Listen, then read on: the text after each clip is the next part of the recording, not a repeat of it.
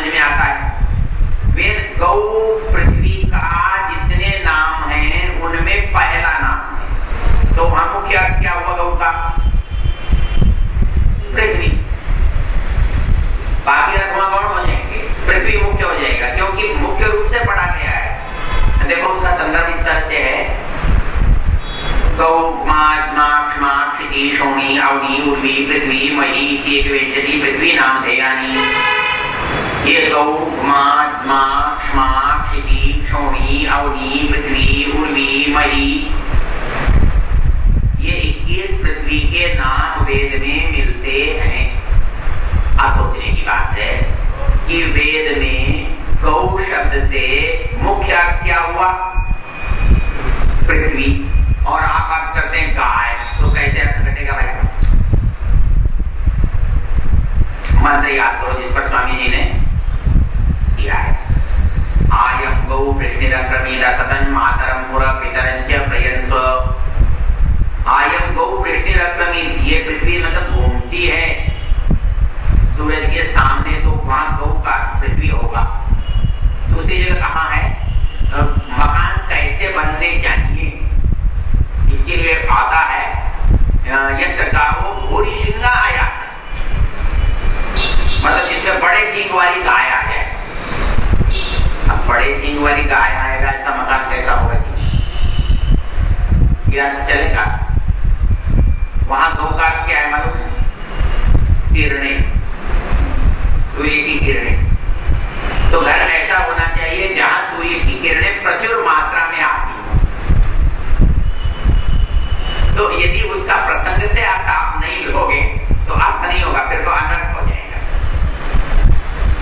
तो इसी तरह से होता क्या है कि कभी कभी हम वस्तु को कई रूपों में प्रयोग करते हैं। जैसे हलवा आपने बनाया, अब मान लो उसमें चीनी ज्यादा हो गई, किसी ने पूछा कि आप खा रहे हो? बोले यार चीनी है, चीनी खा रहे, वो चीनी खा रहा है, लेकिन उसको चीनी बोला गया। क्यों बोला गया? उसकी अधिकता से, ये बताने के लिए ये चीनी। तो इसलिए शब्दों का अर्थ करने में यौगिक, रूढ़ी और योग। एक चीज और ध्यान में रखनी होती है, जो शब्दों के अर्थ होते हैं उनको हम अर्थ जब करते हैं तो शब्दों का अर्थ बदल भी जाता है। क्यों बदल जाता है? क्योंकि शब्द 3 तरह के होते हैं। कौन से? वाचक, लक्षक, व्यंजक।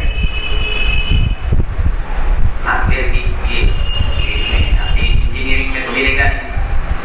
वाचक, लक्षक, व्यंजक, वो 3 ही उनके अर्थ होते हैं, वाच्यार्थ, लक्ष्यार्थ, व्यंग्यार्थ। और उनकी 3 ही शक्तियां होती हैं, अभिधा, लक्षणा, व्यंजन। अब जरा ये मैं आपको बता क्यों रहा हूँ, ये फालतू का विषय, ये कठिन विषय आपके किस काम का? आपके काम का ऐसे है कि आप गधे को गधा कहें तो आपको आपत्ति है। सही, गधा खड़ा है और आपने गधा कहा, कोई आपत्ति तो नहीं है। मनुष्य कहा तो मनुष्य खड़ा है, आपको कोई आपत्ति तो नहीं है। लेकिन आप बेटे को कहते हैं गधा कहीं का, तभी आपको आपत्ति नहीं होती। क्यों? तब तो वो गधा नहीं है, लेकिन आप उसको गधा कहते हैं। वो भी नहीं कहता कि मैं गधा नहीं हूं, दूसरा सुनने वाला भी नहीं कहता कि आप आदमी को गधा क्यों कह रहे हैं। ऐसा क्यों होता है? ये लक्षणा होती है। ये लक्षणा कब होती है? कि आप उसके किसी गुण को आप उस पर आरोपित कर रहे हैं। मतलब गधापन, मंदता, जड़ता, हटता, मतलब गधा हटी होता है, हटता नहीं। उसको बुद्धिहीन समझते हो, उसको मूर्ख समझते हो, इसलिए आदमी को आप गधा कहते हो। किसी को कहते हो अरे तो बैल है, ये तो सुअर है, ये तो ऐसा है, ये तो वैसा है। तो ये आप बताना चाहते हो किसी विशेषता को, इसलिए आप उस नाम से प्रयोग करते हो। तो इसको लक्षण कहते हैं। मतलब ये लक्ष्यार्थ भी होता है। और आपको आज करते समय ये देखना है कि अभिधा से यदि नहीं घटता वहां तो लक्ष्यार्थ घट सकता है, और लक्ष्यार्थ भी नहीं घटता वहां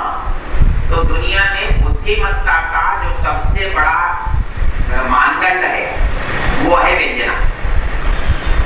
मतलब जो व्यक्ति जितना ज्यादा बुद्धिमान होगा वो इस संदर्भ को उतना ज्यादा समझ सकता है। कैसे भला? होता क्या है, एक ही शब्द का प्रयोग आपने किया, लेकिन खड़े हुए जितने लोग थे उन्होंने उतने अर्थ समझे। अब यहाँ एक उदाहरण चलता है असंगतो अर्थ का, है तो ये शास्त्रीय बिल्कुल, लेकिन फिर भी बता देता हूँ। असंगतो अर्थ, अर्थ कहते हैं संस्कृत में, अर्थ कहते हैं सूर्य को, और अर्थ कहते हैं आग का पेड़ होता है ना जिसमें सफेद दूध निकलता है, उसको भी अर्थ कहते हैं। और जितने सूर्य के पर्याय हैं उतने पर्याय अर्थ के हैं। क्यों भाई ऐसा क्यों होता है? क्योंकि उसके गुण इसमें होते हैं। क्यों होते हैं? कैसे पता लगता है कि उसमें होते हैं? जितनी गर्मी पड़ेगी उतना हरा होगा। खेत में से सारी वनस्पतियां सूख कर एकदम तिनका तिनका हो जाएंगी, तब आग का पेड़ सबसे ज्यादा हरा होगा और गर्मी बढ़ती रहेगी और ये फूलता है। इसलिए इसको अर्थ है।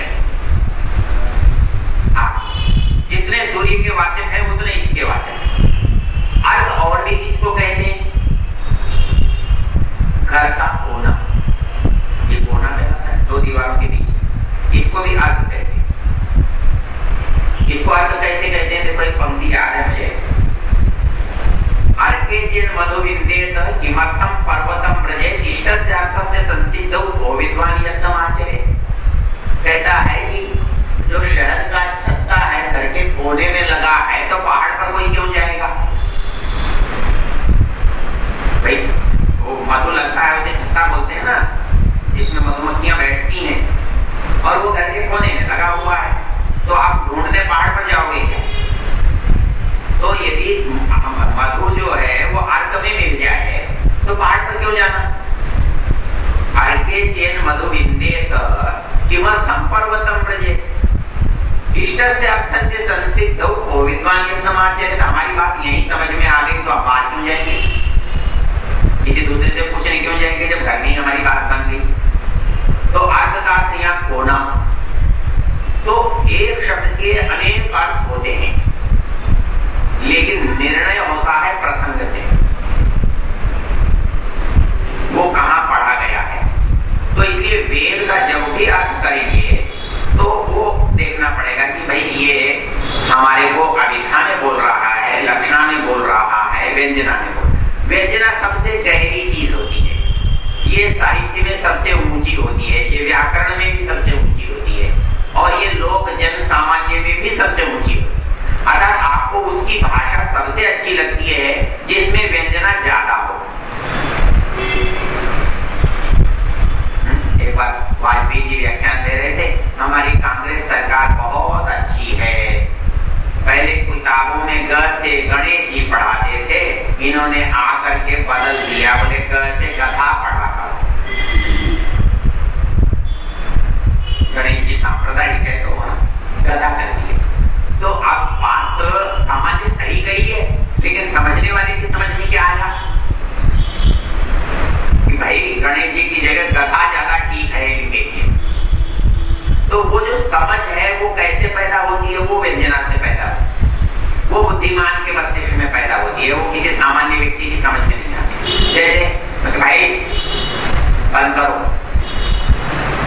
आप बंद करो, तो जो जुड़ा हुआ आदमी है वो समझता है कि आप बंद करो, लाइट बंद